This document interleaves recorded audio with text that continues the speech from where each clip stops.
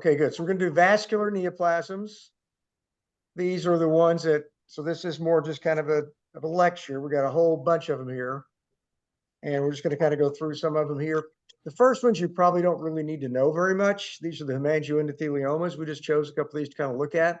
These are just basically, there's several different kinds of these. There's one that kind of looks a little like HES, like this one. And it's just got these large vascular channels in here. And the thing that differentiates these from other kinds of angiomas is they tend to have these kind of larger endothelial cells that protrude into the lumen like this. Can you guys see those? Yeah. These, though, you're probably not going to be asked about all this on the board. So I'm just going to do these really kind of quick because these are not that critical for you. Here's another one. There's about 3 or 4 of these. Probably the only thing that you need to know about is that there's a caposiform hemangioendothelioma that can be associated with the Kasabach-Merritt syndrome.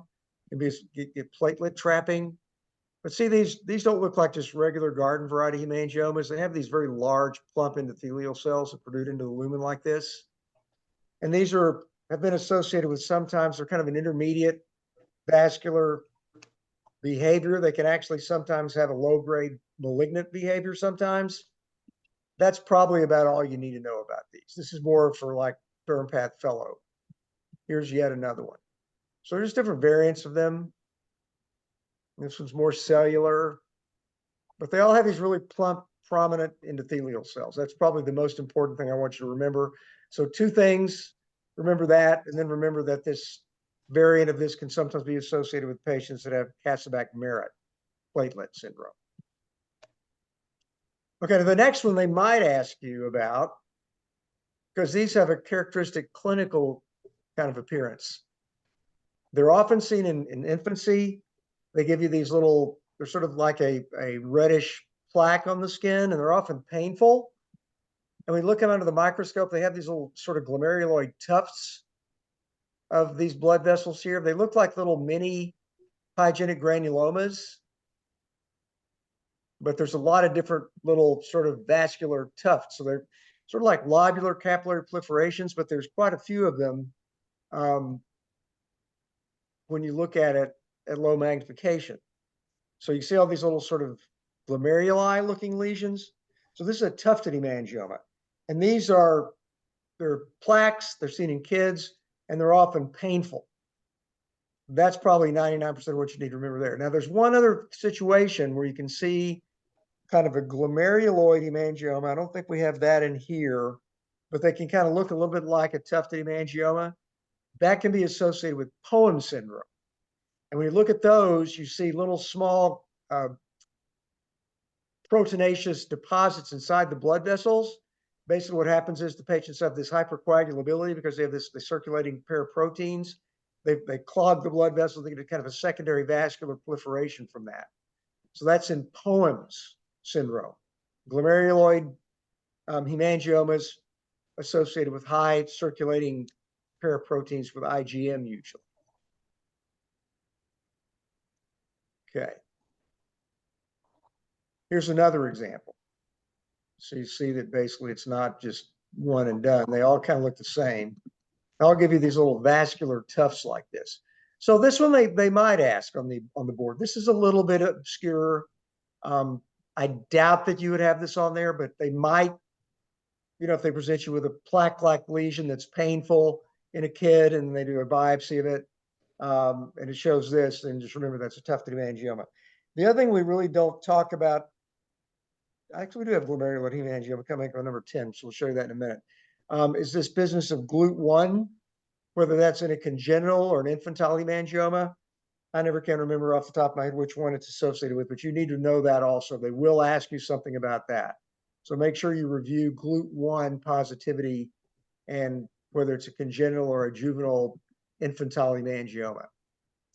Now, this is a different lesion altogether. This is a myofibroma. See the material in the center that's got this bluish color to it? These are myofibroblasts. And the reason this is in the vascular chapter is because you also get these myopericytoma-like areas at the periphery. Do you see this area right here? Yeah. Blood vessels here. This, is basically analogous to what used to be called hemangiopericytoma. And you commonly see these at the edge, like over here, in association with these myofibromas. Now, juvenile myofibromas, there's usually one or two lesions, or these subcutaneous. They're usually not painful, but they may be painful. They're firm. They're usually seen shortly after birth. You biopsy them and they look like this. And sometimes they can be multiple. They're often just one or two lesions, but they give you this sort of bluish gray, almost looks like mucin.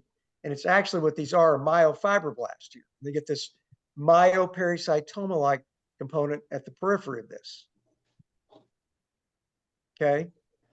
It's pretty straightforward. Once you've seen one of these, or you kind of remember it. It's pretty classic appearance. It gives you this bluish gray nodule, and all of these cells here are myofibroblasts here. So you do an actin stain, it's strongly positive.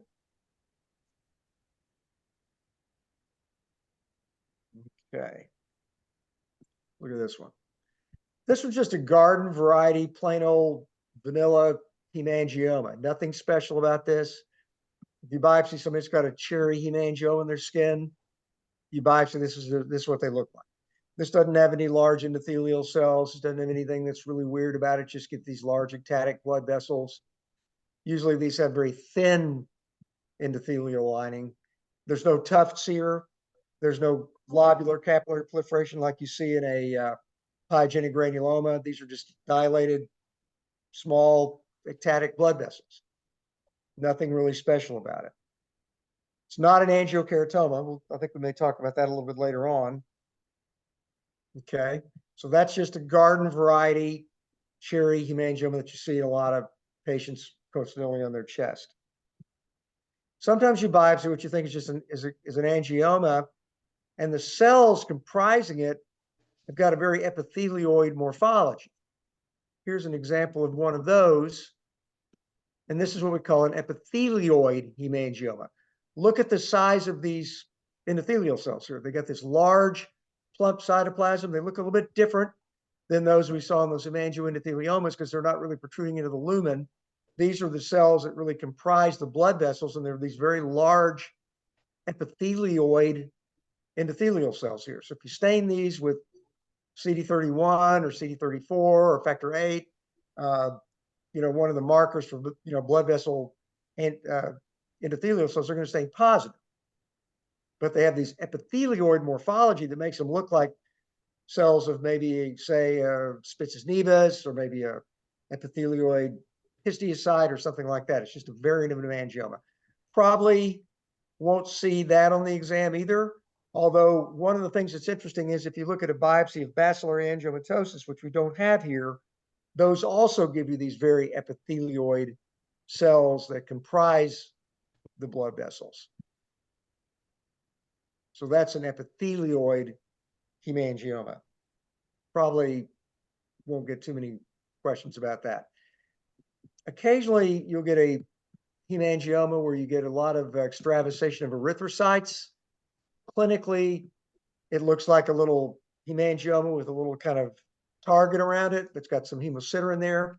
That's basically mostly, in my opinion, probably just an hemangioma that's just gotten traumatized and you get a lot of hemosiderin in it. So if you see that clinically and they show you a biopsy that's got all this hemosiderin in here, it may be a targetoid hemosiderotic hemangioma. So it's not anything super critical to know about. It's just a variant of an hemangioma in which you get a lot of hemosiderin in it, probably mostly related to trauma. But sometimes the patients don't really give a good history of trauma, and they just have this funny looking little lesion that's got a kind of a classic hemangioma in the middle. It's got this little sort of hemorrhagic area around the periphery of it, maybe kind of brown because it's got some hemosiderin in there. And then they think it's a variant of it's just a variant of an hemangioma. All right, this is that glomeruloid hemangioma I was talking about before. If you see this, it kind of looks a little bit like the tufted angioma we showed you before. These are little smaller aggregations, and these are commonly seen in patients that have poems. This isn't the world's best example, but this is kind of what they look like. You get these little lesions that look sort of like glomeruli, and if you see a lot of the little areas inside one of the biopsies, you should at least think about poems. I'm trying to say this other one's got more of them than that one had. Yeah, this one's better. So if you look in here, you can see that there's this pink material that's clogging the capillaries. So what happens is here is, you're kind of going along. There's really no vascular neoplasm or anything like that. These sort of slowly sludged hyperviscosity of this IgM that's basically deposits in the blood vessels. It causes basically ischemia, and then you get neovascularization around these thrombosed little blood vessels, and you get these glomeruli that form. They're not really glomeruli like in the kidney, but they look like glomeruli. And the way that this differs from the tufted hemangiomas, you can actually see the little small thrombi inside these blood vessels here. You don't see that normally in tufted hemangioma. So if you see this, they could show you this on the exam. It's pretty obscure, but they might expect you to know this on the exam. So if you see glomerular hemangioma with these little small thrombi in the blood vessels, that's associated with poems. I think that stands for I think it's polydactyly, endocrinopathy, myeloma, and some other things. So make sure you know what the eponym of poems is. And they do get this myeloma, this elevated circulating paraprotein associated with the condition. Okay, let's look at the next one. Okay, I mean, as opposed to just garden variety hemangioma, sometimes you'll have like in a child will come in with a large vascular lesion on their face or the trunk or extremities or whatever, and it's basically not really an hemangioma, it's more a vascular malformation. Usually in those, the blood vessels are deeper, they're bigger, they look a little bit different. You can see here the blood vessels are all the way down to the muscle and the subcutaneous fat, as opposed to being higher up in the dermis, like we saw in that just garden variety hemangioma. So that helps you in distinguishing these two when you're just looking at it. Once again, you're not going to be expected to look at the morphology of something like this and state whether it's an hemangioma or whether it's a malformation.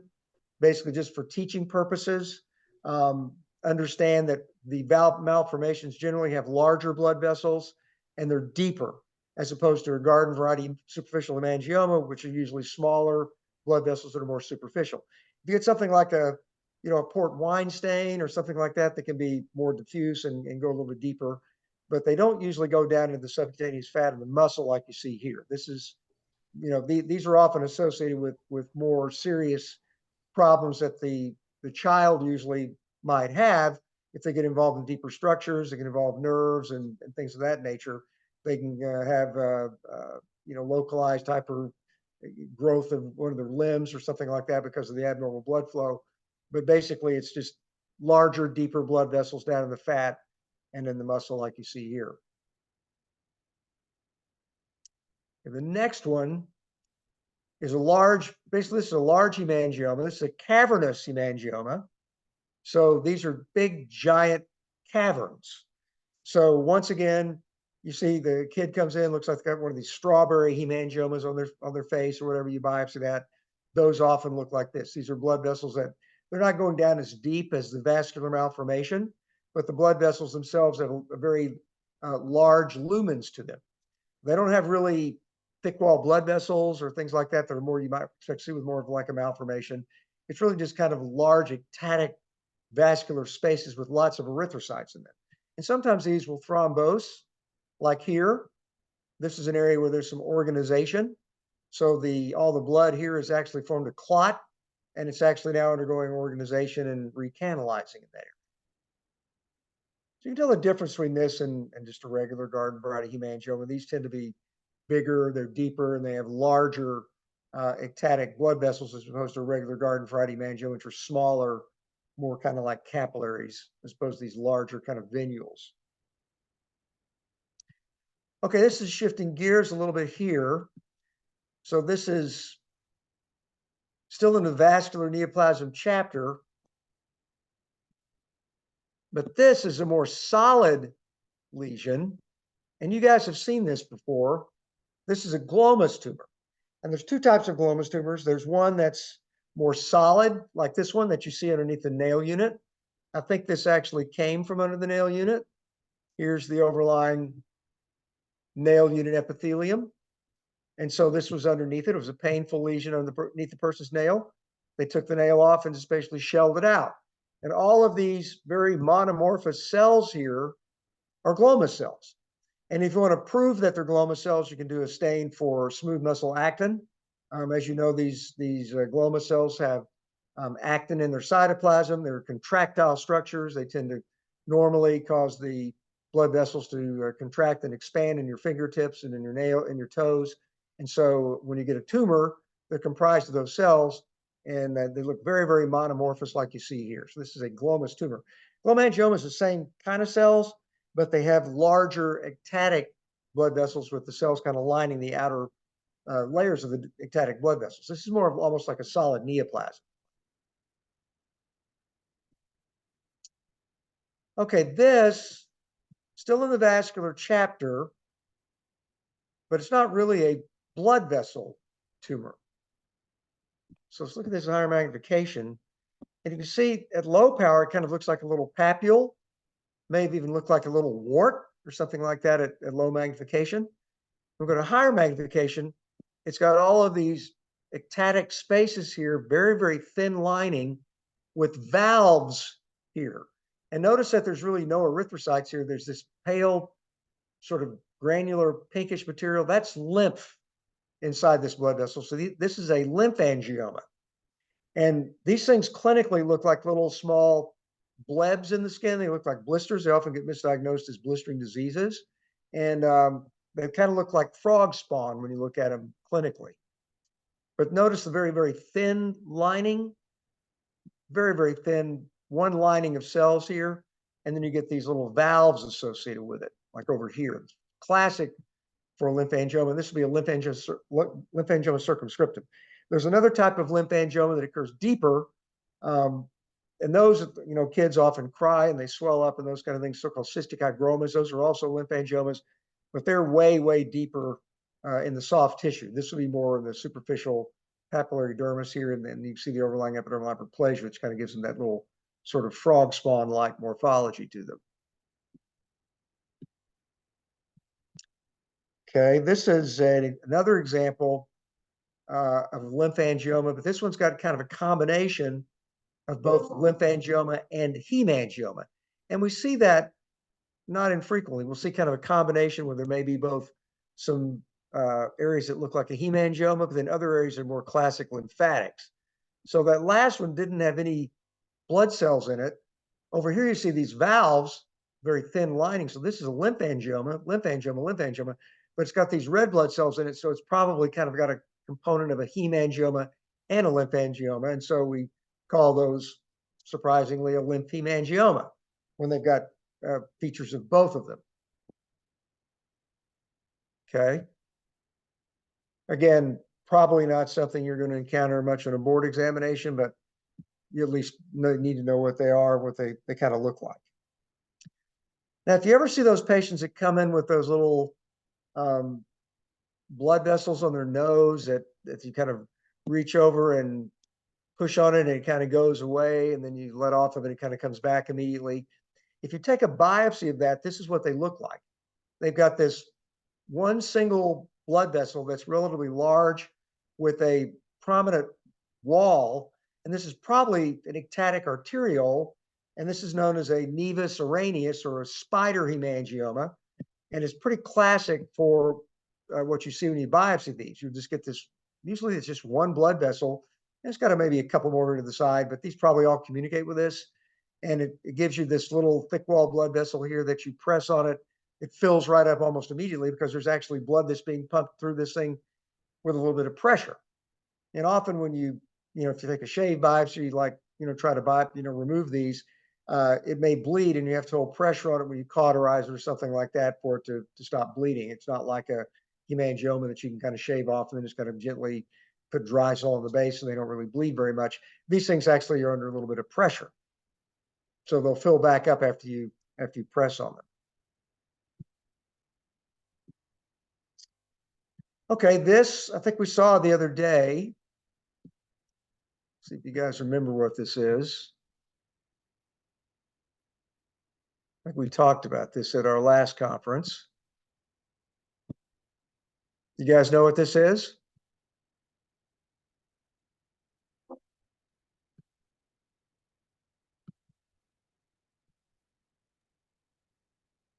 No, I don't remember. Angiokeratoma? Yeah, good. Oh, yeah. Angiokeratoma. See the large dilated blood vessels up here? The verrucous appearance of the epidermis. It almost looks like a little bit of a wart. So when you see that, superficial blood vessels with verrucous hyperplasia overlying it, think angiokeratoma. Remember all of the various metabolic conditions that are associated with angiokeratoma. So this is something you very well likely are going to get on the board examination, because they can ask you this, they can show you this and say, which disease is most likely associated with this? Fabry's disease, one of those. So Fabry's is the classic one that they'll ask you. And clinically, these look like little caviar spots. They're dark black. They're black, dark black, dark red, deep purple, because these blood cells are so superficial. When you get blood cells that are really, really superficial, or they get all the way into the cornified layer, they start looking blackish as opposed to being red or pink. So good, angiokeratoma, excellent. And this one, a little different. So we're looking at something that's down in the deep dermis here.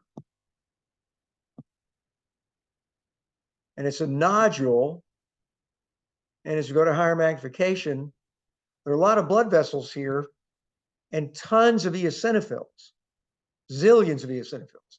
And if you look at the blood vessels themselves, they have these very thick walls, and they'll often have some protruding endothelial cells into the lumen. So this is angiolymphoid hyperplasia with eosinophilia.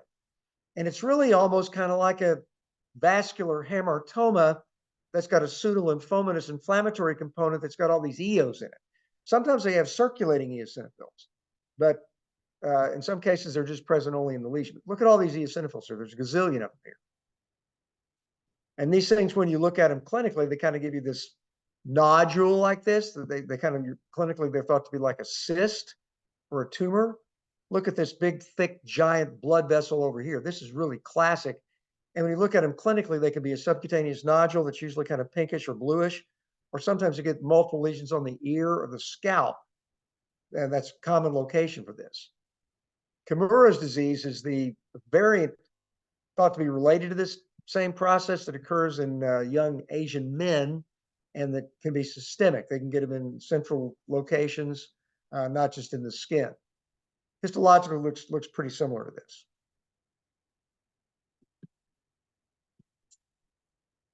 Okay. Now we see this a lot too, and it kind of looks a little bit like what we just showed you a second ago, in that the cavernous hemangioma that had clotted off. Sometimes you'll get a large dilated blood vessel that gets injured, traumatized for some reason or another. Maybe they have a varicosity, gets injured, gets a blood clot inside the blood vessel, and then it undergoes an organization and recanalization. Basically, it looks like a pyogenic granuloma that's sitting inside the lumen of the blood vessel. And that's got a name to it. It's called a Masson's tumor, or an intravascular papillary endothelial hyperplasia. So just think of it as an intravascular pyogenic granuloma. Blood clot organizes, recanalizes, gives you this lobular capillary proliferation. It's basically kind of like an intravascular pyogenic granuloma. It's a beautiful example here. You see, it shows you just the pre-existing blood vessel here with the clot right in the dead center of it. Very nice to see that. Sometimes we don't really get that good of an example of it. Okay, the last few, we're going to move on to a couple of malignant lesions, malignant vascular lesions. There's really only two that you need to know. And one is kind of a traditional malignancy, angiosarcoma. The other one is not really a truly malignant in the same sense as an angiosarcoma. This is Kaposi sarcoma, and this is early patch stage disease. Early patch stage KS, you get this neovascularization that starts forming around pre-existing blood vessels, and then interstitially, you get these little tiny clefts. And if you look at these things with an electron microscope, they're actually endothelial cells out here. You can see them here. They're hard to see. Excuse me. But this is early patch stage Kaposi sarcoma. So if you look at these patients clinically, these look like little slightly purplish bruises. They're not the nodular or the plaque stage lesions. So these are really, really early lesions when you see them clinically. Sometimes you'll see a few plasma cells infiltrate. There's a plasma cell there. You get some hemosiderin deposition. But this is early patch stage KS. Interstitial endothelial cells, atypical endothelial cells surrounding the pre-existing blood vessels. If you see a significant number of those, there's actually a sign called the promontory sign. And there may be a little bit of that right here. You know, these neovascularized blood vessels here surrounding this probably pre-existing blood vessel, or maybe the next one will show a little bit better. So as you know, Kaposi goes through 3 different main stages: patch, plaque, then nodule and tumor stage. This is the plaque stage. It's got more cells. It's the same process, but notice I know you just greater cellularity. And you do not really need to do an HHV-H stain to diagnose this. Here's an example of that promontory sign: the pre-existing blood vessel and all of these newly formed neoplastic blood vessels that are surrounding it. If you did an HHV-H stain, it would very likely be positive, but might be weakly positive. I usually don't order it. I don't think you need it. To me, if you just see this morphology, it's pretty classic. And especially if it's somebody that's got HIV infection and pretty good clinical story, you can just make the diagnosis without any, needing really any stains. But if you're not sure, the board question would be HHV-8 is the stain that one would do to confirm the diagnosis. And then if you wait on it long enough, you'll get into nodular stage lesions. So this is a nodule of KS. Look at that at higher magnification here. So at the nodular stage lesions, you don't really see the promontory signs as much. You see basically more of a spindle cell neoplasm with lots of red cells between the individual endothelial cells. You see atypical mitotic figures here. You get these pink hyaline globules, which are just extravasated erythrocytes that kind of undergo this hyaline degeneration. You may get some plasma cells in here, but this is pretty classic for tumor stage, nodular stage KS. Pretty straightforward. I would not order any stains on something that just looks like this. This is pretty much pathognomonic for Kaposi's. One clinical pearl is that when you get KS on the palm or sole, sometimes, especially the sole, they get traumatized and you actually get a pyogenic granuloma-like morphology overlying the KS, which is make it sometimes challenging if they don't biopsy deep enough to see the more classic spindle cell area like you see over here. If you did an HHV-H stain, that would very likely be positive also. So that's KS. Now, the last thing we're going to look at is angiosarcoma. Okay, now this is an important neoplasm. This is not a good biopsy to do for angiosarcoma. You really need you'd like to get an incisional biopsy. If you ever get back a presumptive diagnosis of angiosarcoma, you need to go back to the patient and then take another deeper, probably incisional biopsy to make a definitive diagnosis. It's a dangerous tumor. It's got a very high mortality rate. You don't want to miss a diagnosis. You should never do a shave biopsy of one of these. I've seen this diagnosis missed a number of times when inadequate biopsies are performed. You can see the spindle cells here diffusely between the collagen bundles, but it's really hard to appreciate that these are blood vessels because you just have a punch of the lesion. It's not really that characteristic. Clearly, it's malignant. And if you look carefully, you can see that these, probably are blood vessels, but it's not easy to diagnose when you get a biopsy that's taken by a partial technique. So that's kind of shown as sort of what not to do. A lot of these patients present with a kind of a bruise-like morphology. Here's another example that was taken by punch technique. And here you can start to see some more dilated, bizarre staghorn-like blood vessels with these very atypical endothelial cells in mitosis.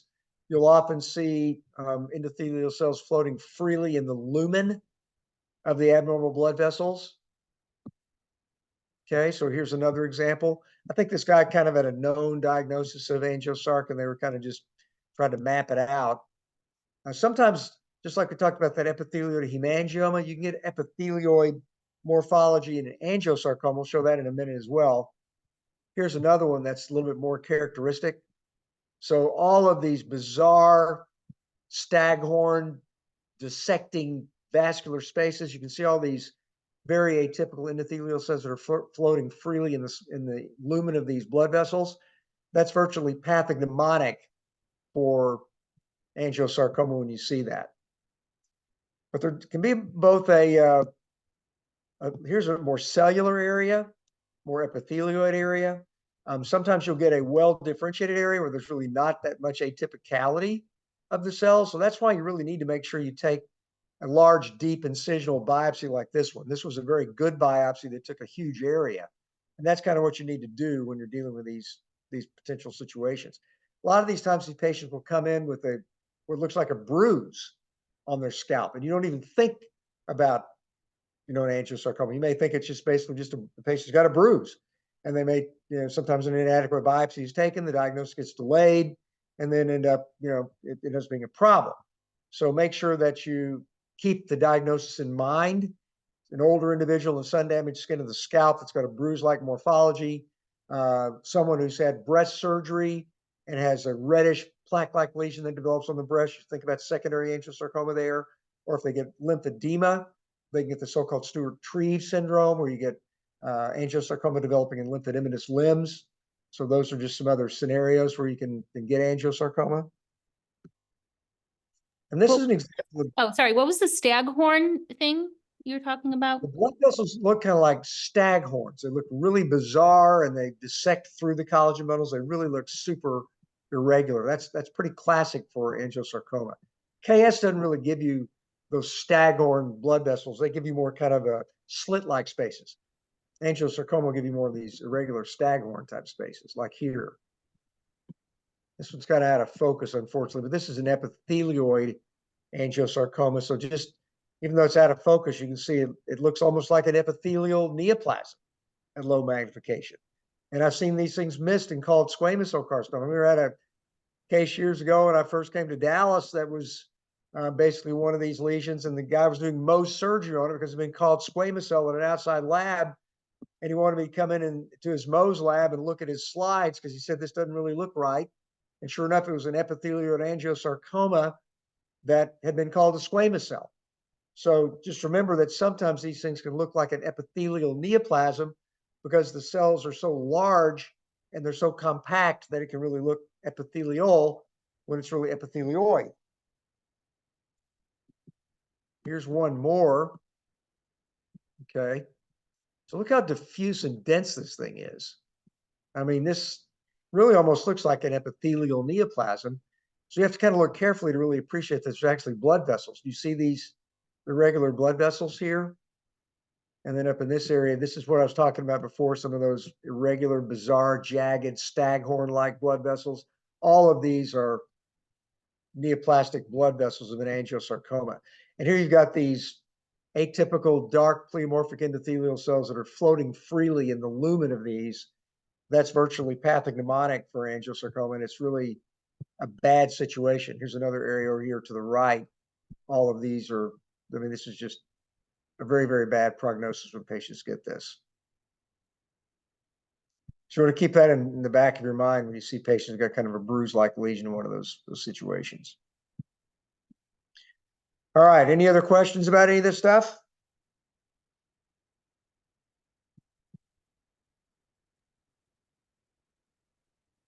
You guys got it? So now you'll know the next time we show you an example of something like this, you'll be able to quickly recognize this as lymphangioma. Oh yeah. Lymphangioma circumscriptum. You remember what this one is? Ooh.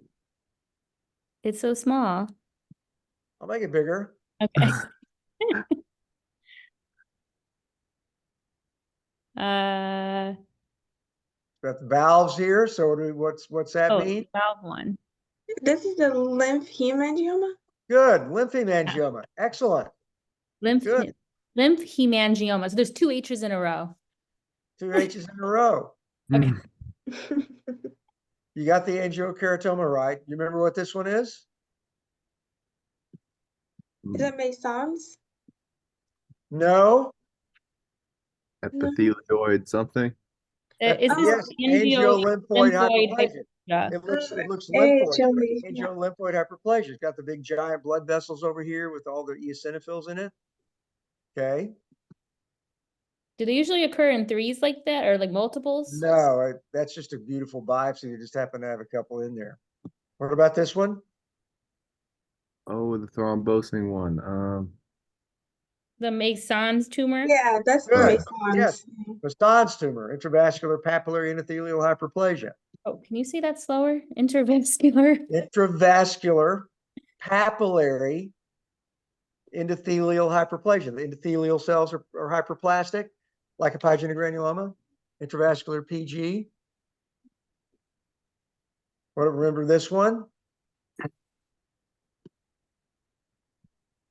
This one they might ask you about, possibly.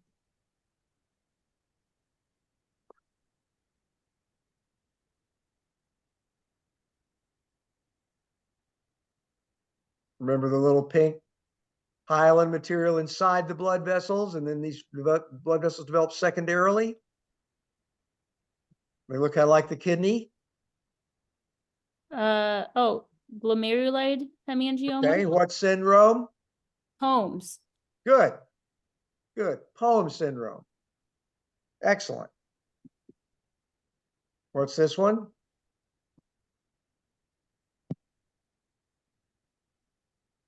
Going all the way into the muscle.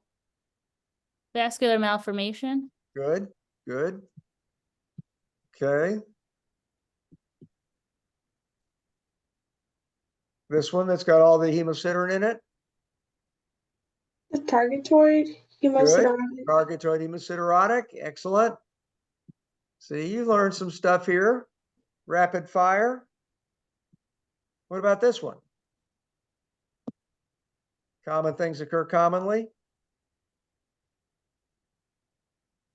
Garden, it was the garden variety? Yeah. Garden variety. This is like a cherry hemangioma. Good. Let's see one more here that you need to know. Okay, we showed you this one before too.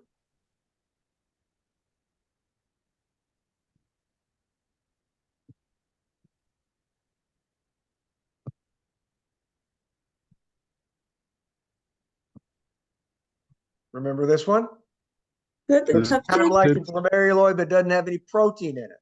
Yeah, the tufted hemangioma. Tufted. Good. What's characteristic about those clinically? They're painful. Good. Very good. Last one, maybe that will send you off to have dinner. How about that? You guys have a dinner tonight or no? Not tonight. We got a break tonight. Yeah, break. You like breaks, huh? I thought you just come on, get in there. All right, this one. Oh, this is that telangiectasia on the face. Yeah. Scleroderma. Get the right name for it, though. I got the right name for it. Spider angioma or the Spider nevus angioma. Good. araneus. Nevus araneus. Good. And I'm not going to show you the Nevus. How do you spell hemangioma. Arrhenius? Hemangioendothelioma. I think it's AR. One last one. One last one before you go, just so you'll never Oh. forget it. See you later. What's this one? Low power. Oh, that's the nodule stage. Yes, Okay. nodular KS. You don't need HHV8. That's for wimps. You got it. Okay, so I'll see you guys tomorrow. We got grand rounds, and then we'll do our sessions next week. Monday, I am in town after all. I'm just going to be gone on. I'm coming back on Sunday, so we'll do our regular session on Monday morning, and then we'll do our regular Wednesday session. Right, sounds good. We got our interviews on Saturday. Yeah, I was reviewing all the applications. Actually, I thought of some more questions that we should probably be asking this class specifically because they're reapplicants. Like we should ask them like why they think they didn't match this year, and like what they did this year to make themselves different than last year. And also we should see if they like are also considering the advanced position, not only the one that starts this year. The I think they would have 2025 applied for it, position. right? Pardon? I think these guys are only applying for 2024, I'm pretty sure. Well, some of them applied for both. That's right. Yeah. Like if they don't get this year. Oh, I see.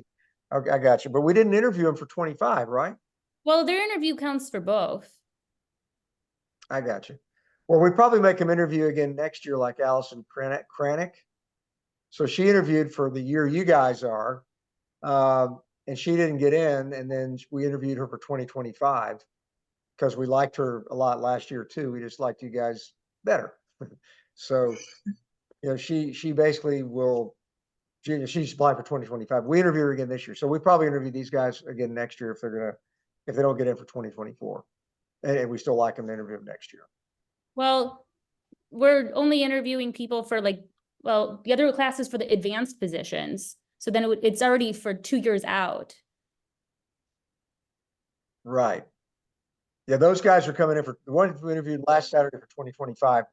These are for starting this July. And then I guess some of these might have also applied for 2025 if they don't get in for this July. Exactly. Yeah. So we Yeah, would, so that changes our rank list for sure. they'd have to re-interview for 2025.